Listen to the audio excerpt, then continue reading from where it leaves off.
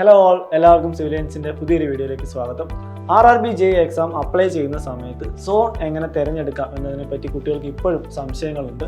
അപ്പോൾ സോൺ തിരഞ്ഞെടുക്കുന്നതുമായി ബന്ധപ്പെട്ട് നമ്മൾ എന്തൊക്കെ കാര്യങ്ങൾ നോക്കണം, എന്തൊക്കെ കാര്യങ്ങൾ പരിഗണിക്കണം എന്നുള്ളതാണ് നമ്മൾ ഈ വീഡിയോയിലൂടെ നോക്കാൻ പോകുന്നത്. അപ്പോൾ ഇന്ന് നമ്മൾ ഈ വീഡിയോയിൽ ഉൾപ്പെടുത്തിയിരിക്കുന്നത് ഒരു സോൺ തിരഞ്ഞെടുക്കുമ്പോൾ നമ്മൾ എന്തൊക്കെ കാര്യങ്ങളാണ് ശ്രദ്ധിക്കേണ്ടത്. അപ്പോൾ പ്രധാനമായിട്ട് നമ്മൾ ഈ വീഡിയോയിൽ ഉൾപ്പെടുത്തിയിരിക്കുന്ന കാര്യങ്ങൾ വേക്കൻസി സംബന്ധിച്ചുള്ള കാര്യങ്ങൾ ഉൾപ്പെടുത്തിയിട്ടുണ്ട്, അതുപോലെ തന്നെ പോസ്റ്റ് പ്രിഫറൻസ് ഉൾപ്പെടുത്തിയിട്ടുണ്ട്, കട്ട് ഓഫ് അതിൻ്റെ റിലേറ്റഡ് കാര്യങ്ങൾ ഉൾപ്പെടുത്തിയിട്ടുണ്ട്, അതുപോലെ തന്നെ സോൺ അനാലിസിസ് വളരെ വിശദമായിട്ട് തന്നെ നമ്മൾ ഈ വീഡിയോയിലൂടെ ചർച്ച ചെയ്യുന്നുണ്ട്. അപ്പോൾ വേക്കൻസീസ് നോക്കുകയാണെന്നുണ്ടെങ്കിൽ നമുക്ക് പ്രധാനമായിട്ടും കേരളത്തിൽ നിന്നുള്ള കുട്ടികൾ അപ്ലൈ ചെയ്ത് കണ്ടിട്ടുള്ള പ്രധാനമായിട്ടുള്ള 5 RRBs ആണ് നമ്മളിവിടെ കൊടുത്തിട്ടുള്ളത്.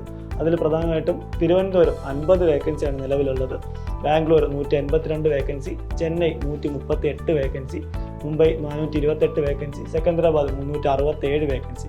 ഈ 5 RRBസിലേക്കാണ് പ്രധാനമായിട്ട് കേരളത്തിൽ നിന്നുള്ള കുട്ടികൾ അപ്ലൈ ചെയ്ത് കണ്ടിട്ടുള്ളത്. അപ്പോൾ ഇവിടുത്തെ വേക്കൻസീസ് നിലവിൽ സിവിലിന് റിപ്പോർട്ട് ചെയ്തിട്ടുള്ളത് ഇത്രയുമാണ്, അതാണ് നമ്മളിവിടെ കൊടുത്തിട്ടുള്ളത്. അപ്പോൾ ഈ വേക്കൻസീസ് ഇനിയും ഉയരാൻ സാധ്യതയുണ്ട്.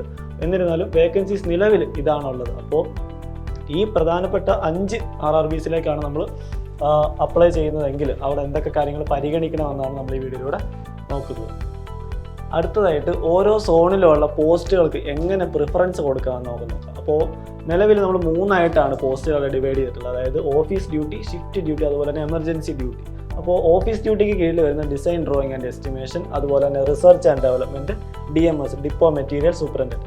അതുപോലെ തന്നെ ഷിഫ്റ്റ് ഡ്യൂട്ടിയിൽ വരുന്ന works and workshop, production unit. അതുപോലെ തന്നെ എമർജൻസി ഡ്യൂട്ടിയിൽ വർക്ക്സും PWA, ബ്രിഡ്ജ് അതുപോലെയുള്ള കാര്യങ്ങളൊക്കെയാണ് നമുക്ക് എമർജൻസി ഡ്യൂട്ടിയിൽ. അപ്പോൾ ഈ 3 കാര്യങ്ങൾക്കും നമ്മൾ ഇതേ പ്രിഫറൻസ് ആണ് കൊടുക്കാറുള്ളത്. എങ്ങനെയാണെന്ന് വെച്ചാൽ ഓഫീസ് ഡ്യൂട്ടിക്കായിരിക്കും എല്ലാവരും ഉയർന്ന പ്രിഫറൻസ് കൊടുക്കുക. അതുപോലെ തന്നെ സൈറ്റ് വിസിറ്റ് പൂർണ്ണമായിട്ട് 24 മണിക്കൂറിൽ എപ്പോൾ വേണമെങ്കിലും വിളിച്ചാൽ പോകേണ്ട രീതിയിലുള്ള ജോബ് ആയതുകൊണ്ട് തന്നെ നമ്മൾ സൈറ്റ് വിസിറ്റ് പോലെ വരുന്ന ഡ്യൂട്ടി ആയതുകൊണ്ട് എമർജൻസി ഡ്യൂട്ടിക്ക് ഏറ്റവും ലീസ്റ്റ് പ്രിഫറൻസും, ഓഫീസ് ഡ്യൂട്ടിക്ക് നമ്മൾ ഉയർന്ന പ്രിഫറൻസും ആണ് കൊടുക്കുന്നത്. ആ ഉയർന്ന പ്രിഫറൻസ് ആണ് നിങ്ങൾക്ക് വേക്കൻസിയുടെ അടിസ്ഥാനത്തിൽ നിങ്ങൾക്ക് ഇഷ്ടമുള്ള രീതിയിൽ പ്രിഫറൻസ് എങ്ങനെ വേണമെന്ന് വെച്ചാൽ കൊടുക്കാം.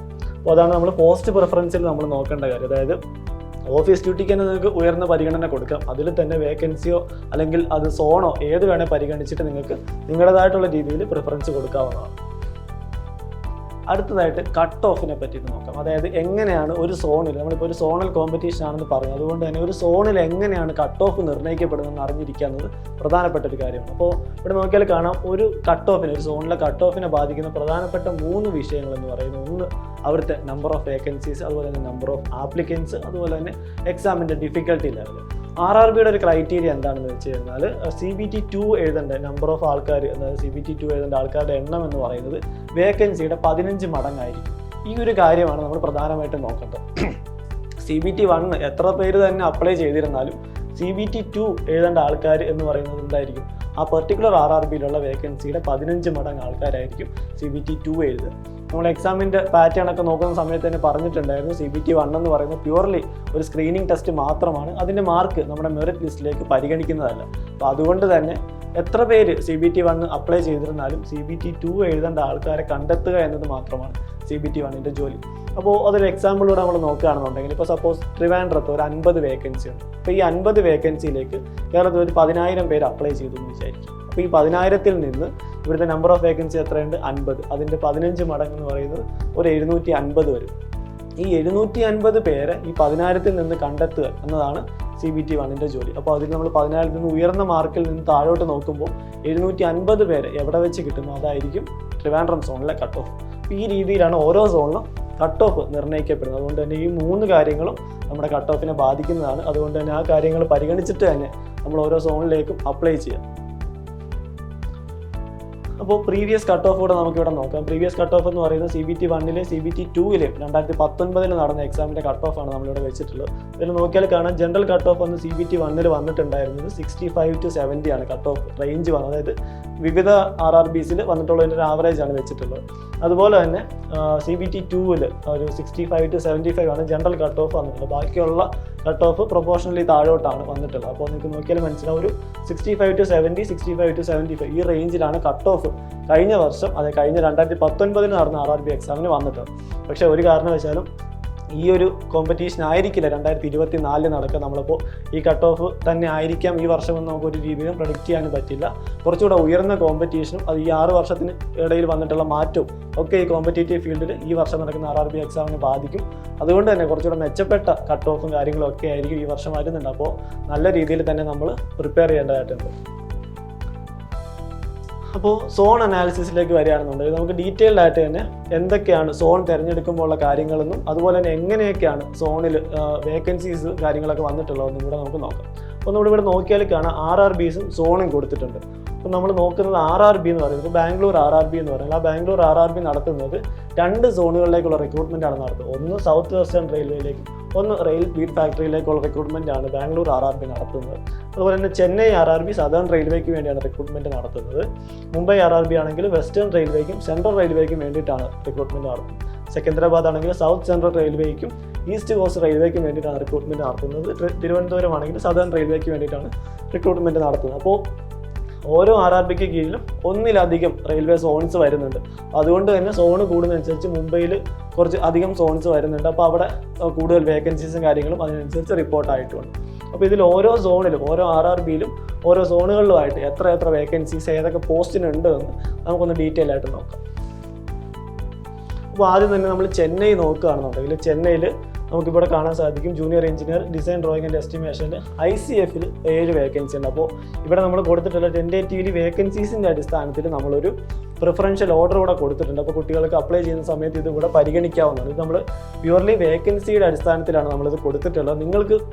നിങ്ങൾക്ക് ഇഷ്ടമുള്ള രീതിയിൽ, അതായത് നിങ്ങൾ പരിഗണിക്കുന്ന വിഷയങ്ങൾക്ക് പ്രാധാന്യം നൽകിക്കൊണ്ട് നിങ്ങൾക്ക് ഇതിനകത്ത് തിരിച്ചോ മറിച്ചോ എങ്ങനെ വേണമെങ്കിലും കൊടുക്കാൻ സാധിക്കും. അതായത് നിങ്ങളിപ്പോൾ ഇതിനകത്തിപ്പോൾ നമുക്ക് പ്രത്യേകിച്ച് വേറെ സോണുകളൊന്നുമില്ല, എല്ലാം സദേൺ റെയിൽവേക്ക് വേണ്ടിയിട്ട് തന്നെയാണ്. അപ്പോൾ എല്ലാം സദേൺ റെയിൽവേയിലേക്കാണ്. നമുക്ക് വേക്കൻസിയുടെ അടിസ്ഥാനത്തിൽ തന്നെ പോസ്റ്റുകൾ കൊടുക്കാം. അപ്പോൾ ആദ്യം നമ്മൾ ഓഫീസ് ജോബിന് പ്രിഫറൻസ് കൊടുത്തിട്ട് നമ്മൾ ഡിസൈൻ ഡ്രോയിങ് ആൻഡ് എസ്റ്റിമേഷന് പ്രഥമ പരിഗണന കൊടുക്കുകയാണ്.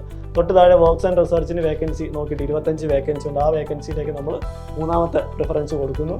തൊട്ട് താഴെ ഡിപ്പോ മെറ്റീരിയൽ സൂപ്രണ്ടിന് 16 വേക്കൻസി. അപ്പോൾ അതിലേക്ക് നമ്മൾ അതിൻ്റെ അടുത്ത പ്രിഫറൻസ് കൊടുക്കുന്നു. ഏറ്റവും ലീസ്റ്റ് പ്രിഫറൻസ് നമ്മൾ സൈറ്റ് വിസിറ്റും കാര്യങ്ങളും വരുന്ന PV ആൻഡ് ബ്രിഡ്ജസിലേക്ക് 57 വേക്കൻസിയിലേക്ക് നമ്മൾ ലീസ്റ്റ് പ്രിഫറൻസ് കൊടുക്കുകയാണ്. അപ്പോൾ ഈ രീതിയിൽ വേണമെങ്കിലും ചെന്നൈയിൽ നിങ്ങൾക്ക് പ്രിഫറൻസ് കൊടുക്കാം.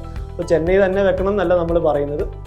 ചെന്നൈ വെക്കാൻ താല്പര്യമുള്ളവർക്ക് ഈ രീതിയിൽ വേക്കൻസിയുടെ അടിസ്ഥാനത്തിൽ വേണമെങ്കിൽ പരിഗണിക്കാം. അതുപോലെ തന്നെ നമ്മൾ അടുത്ത ബംഗളൂരു നോക്കുകയാണെന്നുണ്ടെങ്കിൽ ബംഗളൂരിലുള്ളത് സിവിൽ വർക്ക്സ് ആൻഡ് റിസർച്ചിൽ സൗത്ത് വെസ്റ്റേൺ റെയിൽവേയിൽ 54 വേക്കൻസി വന്നിട്ടുണ്ട്. അതുപോലെ തന്നെ ഡിസൈൻ ഡ്രോയിങ് ആൻഡ് എസ്റ്റിമേഷനിൽ 20 വേക്കൻസി. അതുപോലെ ഡിപ്പോ മെറ്റീരിയൽ സൂപ്രണ്ടിൽ 12 വേക്കൻസി. വർക്ക്സിൽ 6 വേക്കൻസി. അതുപോലെ തന്നെ PV ആൻഡ് ബ്രിഡ്ജിൽ 102 വേക്കൻസി. ഈ വർക്ക്സ് എന്ന് പറയുന്ന റെയിൽവേയുടെ കൺസ്ട്രക്ഷനൊക്കെ ആയിട്ട് ബന്ധപ്പെട്ട് വരുന്ന ജോബാണ്. അതും ഏറെക്കുറെ ഷിഫ്റ്റ് ഡ്യൂട്ടി വരുന്ന ജോബാണ്. അപ്പോൾ അതിനകത്ത് സൈറ്റ് വിസിറ്റും കാര്യങ്ങളും വരും, ഓഫീസ് ജോബും വരും. അപ്പോൾ അതുപോലെ പല വേക്കൻസി ഉള്ള പോസ്റ്റുകളുണ്ട്. അപ്പോൾ അതിനകത്തും നിങ്ങൾക്ക് നിങ്ങളുടേതായിട്ടുള്ള രീതിയിലുള്ള പ്രിഫറൻസ് സെറ്റ് ചെയ്തിട്ട് നിങ്ങൾക്ക് അപ്ലൈ ചെയ്യാവുന്നതാണ്. അപ്പോൾ ടോട്ടൽ വേക്കൻസീസ് 194 ബംഗളൂരുള്ളത് നിലവിൽ. അത് ട്രിവാൻഡ്രം നോക്കുകയാണെന്നുണ്ടെങ്കിൽ ട്രിവാൻഡ്രത്ത് നമുക്ക് 2 പോസ്റ്റുകളാണ് അവൈലബിൾ ആയിട്ടുള്ളത്. അപ്പോൾ അതിലൊന്ന് സിവിൽ വർക്ക്സ് ആൻഡ് റിസർച്ചിൽ 22 വേക്കൻസി ഉണ്ട്. അതുപോലെ തന്നെ PV ആൻഡ് ബ്രിഡ്ജിൽ 28 വേക്കൻസി. അപ്പോൾ ആകെ മൊത്തം 50 വേക്കൻസികളിലേക്കായിട്ട് നമുക്ക് കൊടുക്കാനുള്ള പ്രിഫറൻസ് ഈ രീതിയിൽ തന്നെ ആയിരിക്കും. നമ്മൾ ഓഫീസ് ജോബിന് പ്രഥമ പരിഗണന കൊടുക്കുന്നു. ആ പ്രിഫറൻസ് ആദ്യം കൊടുത്തു, രണ്ടാമത് PV ആൻഡ് ബ്രിഡ്ജ് കൊടുത്തിട്ട് നമുക്ക് അപ്ലൈ ചെയ്യാൻ സാധിക്കും. അതുപോലെ സെക്കന്ദരാബാദിലേക്ക് വരുമ്പോഴത്തേക്കും സെക്കന്ദരാബാദ് 2 റെയിൽവേ സോണുകൾക്ക് വേണ്ടിയിട്ടാണ് റിക്രൂട്ട്മെൻറ്റ് നടത്തുന്നത്. അതുകൊണ്ട് തന്നെ കുറച്ചധികം വേക്കൻസീസ് വന്നിട്ടുണ്ട്. നമുക്കിവിടെ നോക്കിയാൽ കാണാം ഡിസൈൻ ആൻഡ് ഡ്രോയിങ് എസ്റ്റിമേഷനിൽ നമുക്ക് 63 വേക്കൻസി ഉണ്ട്. അതുപോലെ തന്നെ വർക്ക്സ് ആൻഡ് റിസർച്ചിൽ 56 വേക്കൻസി. ഡിപ്പോ മെറ്റീരിയൽ സൂപ്രണ്ടിൽ 19 വേക്കൻസിയാണ് നമുക്ക് സൗത്ത് സെൻട്രൽ റെയിൽവേയിൽ നമുക്ക് വന്നിട്ടുള്ളത്. അതുപോലെ തന്നെ ഈസ്റ്റ് കോസ്റ്റ് റെയിൽവേയിൽ നമുക്ക് വർക്ക്സ് ആൻഡ് റിസർച്ചിലും design drawing and estimation vacancies ഉണ്ട്. അതും വേക്കൻസിയുടെ അടിസ്ഥാനത്തിൽ നമ്മളിവിടെ പ്രിഫറൻസ് ഓർഡർ കൊടുത്തിട്ടുണ്ട്.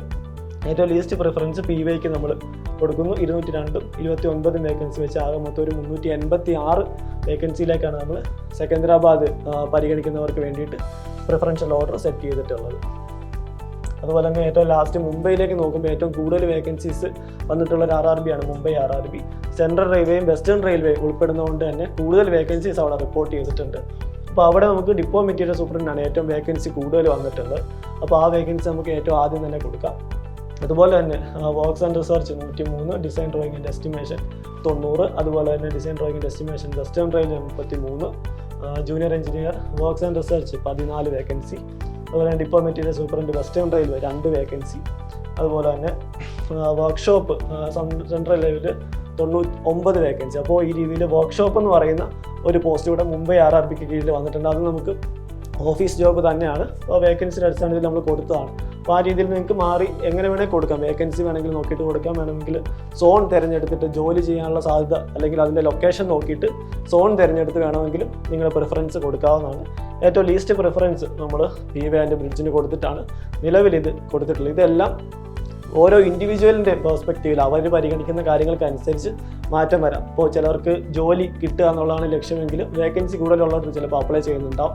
ചിലർക്ക് നാട്ടിൽ തന്നെ നിൽക്കുക എന്നതാണ് പ്രഥമ പരിഗണനയെങ്കിൽ ട്രിവാൻഡ്രം തന്നെ കൊടുത്തിട്ടുണ്ട്. അപ്പോൾ ഒരു വേക്കൻസി നോക്കുന്നുണ്ടാവില്ല. പക്ഷെ അങ്ങനെയുള്ളവരപ്പോൾ നല്ല ഉയർന്ന കട്ട് ഓഫിന് വേണ്ടിയിട്ട് പ്രിപ്പയർ ചെയ്യേണ്ടതായിട്ട് വരും. അപ്പോൾ പല വിഷയങ്ങൾ നമ്മൾ പരിഗണിക്കേണ്ടതായിട്ട് വരും. അതായത് വേക്കൻസി നോക്കണം, കട്ട് ഓഫ് നോക്കണം, കോമ്പറ്റീഷൻ നോക്കണം. അതുപോലെ തന്നെ നമ്മൾ ഈ വെക്കുന്ന RRBയിലായിരിക്കും നമുക്ക് എക്സാംസ് വരിക. CBT 2 മുതലുള്ള എക്സാംസ് നമ്മൾ വെക്കുന്ന RRBയിലായിരിക്കും വരിക. അപ്പോൾ അവിടെ പോയി എക്സാം എഴുതാനുള്ള സാഹചര്യങ്ങളും അറേഞ്ച്മെൻറ്റൊക്കെ നമ്മൾ ചെയ്യണം. അപ്പോൾ ഇതുപോലെ ഒരാൾ പരിഗണിക്കേണ്ട വിഷയങ്ങൾ പലതാണ്. അപ്പോൾ അവനവൻ്റെ രീതിയിൽ ചിന്തിച്ചിട്ട് ഏത് RRBയിലേക്ക് ഏത് പോസ്റ്റിന് പ്രിഫറൻസ് കൊടുക്കണം എന്നുള്ളതെല്ലാം നല്ല രീതിയിൽ തന്നെ ചിന്തിച്ചിട്ട് അപ്ലൈ ചെയ്യുക. അപ്പോൾ ഇതിൻ്റെ കൂടെ നമ്മൾ ഈ വീഡിയോയിലൂടെ നമ്മൾ ആകെ ഉദ്ദേശിക്കുന്നത് നിങ്ങൾ സോൺ തിരഞ്ഞെടുക്കുമ്പോൾ ഈ കാര്യങ്ങളൊക്കെയും പരിഗണിക്കണം എന്നൊരു കാര്യമാണ് നമ്മൾ ഇതിലൂടെ ഉദ്ദേശിക്കുന്നത്. അല്ലാതെ ഇന്ന RRBയിലേക്ക് ഇന്ന പോസ്റ്റിന് നിങ്ങൾ പ്രിഫറൻസ് കൊടുക്കുക എന്നതല്ല നമ്മൾ പറയാൻ ഉദ്ദേശിക്കുന്നത്. മറിച്ച് ഒരു സോണിലേക്ക് അപ്ലൈ ചെയ്യുന്ന സമയത്ത് ഈ കാര്യങ്ങളൊക്കെയും നിങ്ങൾ പരിഗണിച്ചിട്ടുണ്ടാവണം.